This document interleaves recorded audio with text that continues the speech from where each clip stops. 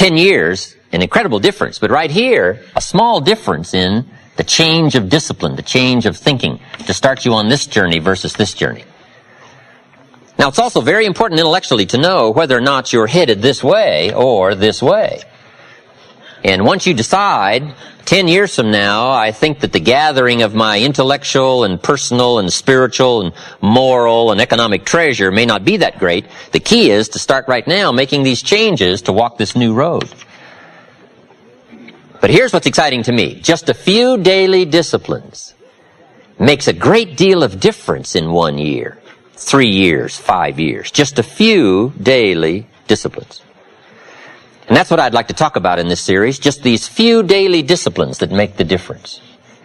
Whether you wind up here or here. Good question. 10 years from now, you will surely arrive. The question is, where? We don't want to kid ourselves about where. We don't want to kid ourselves about the road we're walking. I had a day shortly after I met Mr. Schoaf called Do Not Kid Myself Anymore Day. I don't want to go disillusioned anymore. You know, I was using the cross-finger theory back when I was 25, 24, 23. I finally decided that the cross-finger theory was not going to get me what I wanted. That isn't where the treasure lies. That I'm going to have to make sure which of these ways I'm headed. But a few reading disciplines and a few disciplines of mind and a few disciplines of activity, and you can make all the difference in the world whether you wind up here or whether you wind up here. Okay, but just a few changes.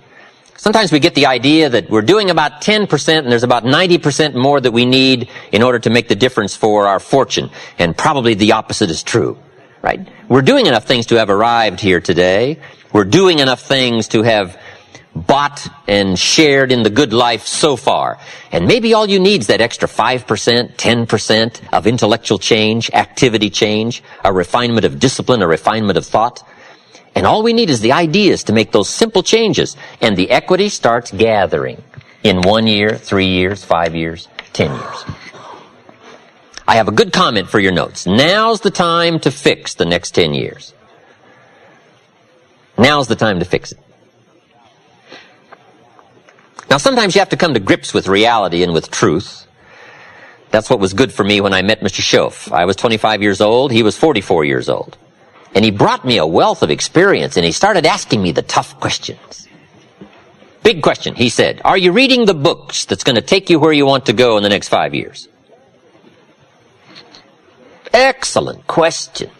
See, you want to make sure. I would assume for all of you, to get where you want to be in the next 5 years, you're either reading the right books or you're not. That's kind of a brilliant statement, right? You're either engaged in the disciplines or you're not. But here's what we don't want to engage in. Disillusion, right? Hoping without acting. You know, wishing without doing. So the key is to take a look and say, where am I? What could I do to make the changes, to make sure that I can take more certain daily steps toward the treasure I want, the mental treasure, the personal treasure, the spiritual treasure, the financial treasure. I don't want to make any errors. Now's the time to adjust my daily program to take me where I want to go. So hopefully I'll have some ideas to share with you that might help make just a few adjustments. And in lecturing for especially the last 16, 18 years, I've got some letters and some personal testimonies of people that have done such remarkable things with just a few suggestions that it is worth taking the time. And that's what I'm here for. To do a little coaching. A good note for you to take. We could all use a little coaching. When you're playing the game, it's sometimes hard to see it all.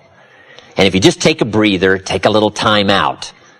That's what we're doing here in this lecture series. Take a little time out. Listen to someone's experiences, which is what I want to share with you.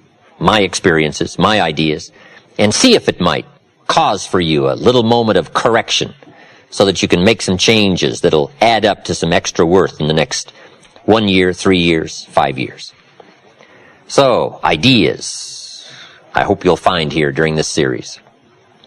All kinds of ideas, health ideas, enterprise ideas, living the better life ideas, and primarily for this series, skills of leadership ideas.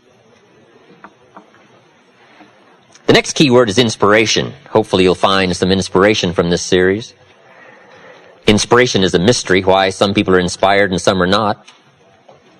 Who knows what that mystery is? Emotional vitality.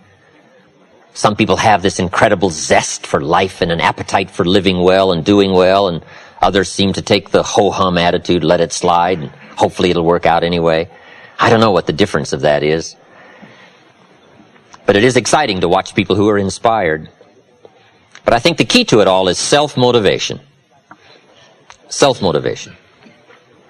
The guy says, boy, if somebody just come by and turn me on, hey, what if they don't show up? Right?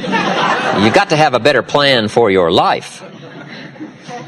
Personal inspiration, drawing emotional vitality from life and the challenge, going for it. We all admire that. Hopefully you'll find some of that as we study together. And here's what I hope you'll find also during this series. Guidelines for translating response into results. I just want to share with you some of my insights, some of my experiences. I belong to a group that does business around the world. We've discovered a lot of ways and means, and methods, and ideas. I just want to share that with you from my own experiences and hope that it will serve as guidelines. But I'd like for the guidelines to translate response into results. Now, just a personal word. I don't know where I've caught you in this particular lecture series. Maybe this is springtime for you. You've got a new opportunity going and no telling what you're going to make of it, and you're all excited. I congratulate you for that. Maybe some of you, we've caught you in harvest time. If we knew your story, we'd let you give this lecture. I'd be happy to sit down, let you translate to us your story and your experiences and your success. Maybe you're celebrating. And maybe this series of lectures I've come along has caught you celebrating.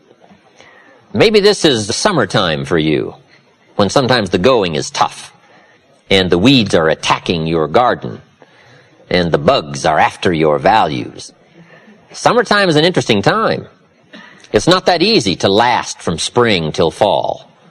Summer's a test, and especially when the creditors are calling. We have a tendency to walk out in the field and say, grow, crop, grow. They are on me.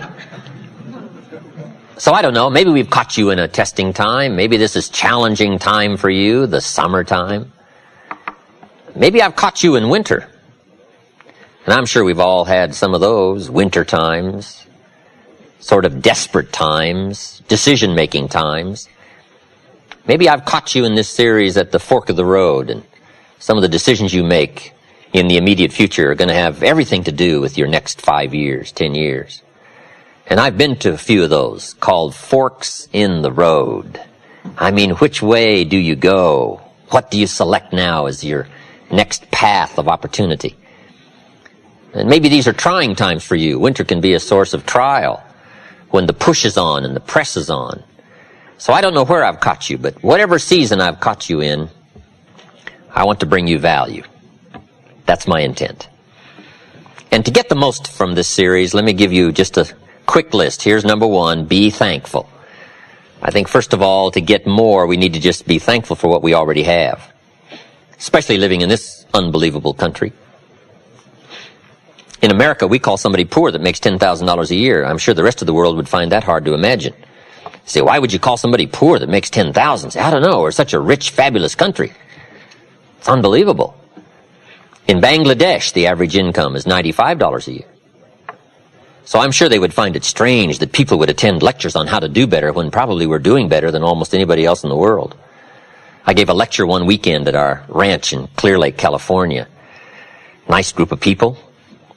I get there a little bit before the Friday evening session, and I can't believe the parking area. Eldorados and Continentals and Mercedes and Ferraris and one Rolls Royce. Unbelievable.